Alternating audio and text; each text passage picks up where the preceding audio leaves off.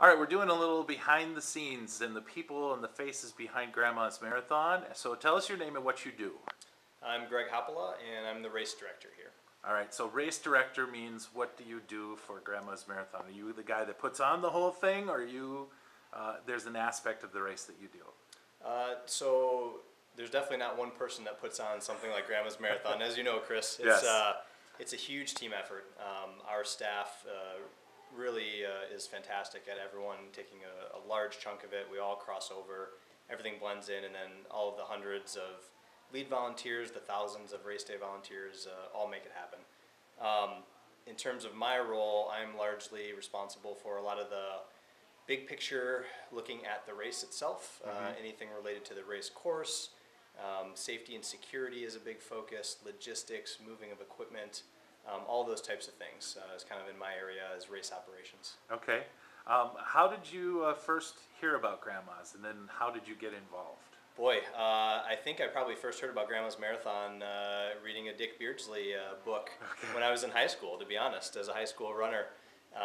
Reading about Dick and Gary Bjorklund and some of their duels out here. And as I grew up in Michigan and moving to Minnesota, that was always something well in my mind. And when I had an opportunity to look at coming up here to join the team, I jumped at it. Okay.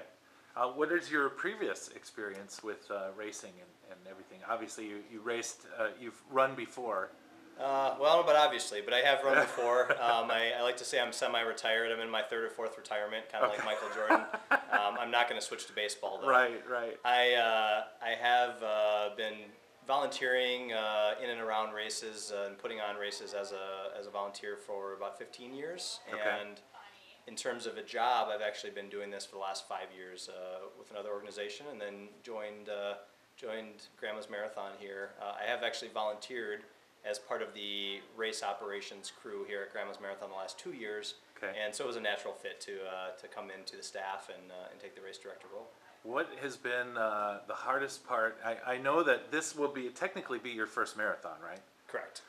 What so far has been the hardest part of your job? Oh, the hardest part of the job is, if you had to pick something, it's probably just always learning and doing the management and planning of everything while you're learning the first time through. Okay. That's always constantly changing, and you're trying to learn the history. It's almost impossible to learn the 40-year history of an event like Grandma's Marathon. Right. And so we rely. And I would assume you're kind of writing it as you go as well. A little bit, yeah. And so you're trying to constantly innovate and come up with new practices, new best practices, follow along with what the industry standards are, but also maintain the incredible traditions we have here. And so it's always a working process to make that bigger and better. But we have complete respect and love for where this event started, and just building off of that and always wanting to make sure that we keep that top of mind and keep the processes that got this to be one of the best marathons in the country and the world, make sure that we don't lose those. Right. What has been something that surprised you about taking over this job? Oh boy. And I'm sure there'll be, I'll probably come to you next year with another interview, and it'll be something different. Yeah, there's always surprises. There hasn't been one, big thing that's jumped out the most. I think maybe something that shocked you when you took this over, like, wow, I didn't know that happened, and sure, something like that. Let's see. There's a lot of little things. I'm trying to think of one that stands out. A lot of we have a lot of nuances. We're a very family-oriented, as you know, organization. The community here really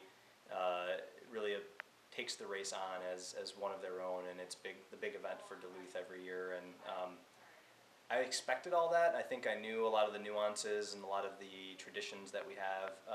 I would say just even more so, the amazing community support, the closeness that we have working with our public safety officials, with our government officials, with everyone down to the folks that are fixing the streets out there for us, fixing potholes, to the guy downstairs right now checking our energy meters.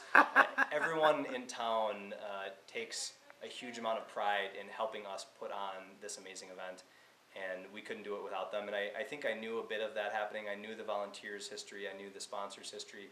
I probably didn't realize How much autopilot there is? well, how much maybe? autopilot, but how much of that dedication extends into the greater community outside of just the volunteers and the people touching race day and the race course. Okay. It's the people preparing that and all the restaurants in town partnering and the fact that everyone really makes it an event that they can share in. Everyone becomes part of the company, right? Exactly, yeah. And that's an amazing thing. It doesn't happen very many places. Right. Well, thank you for your time and good luck this year. Thanks very much, Chris.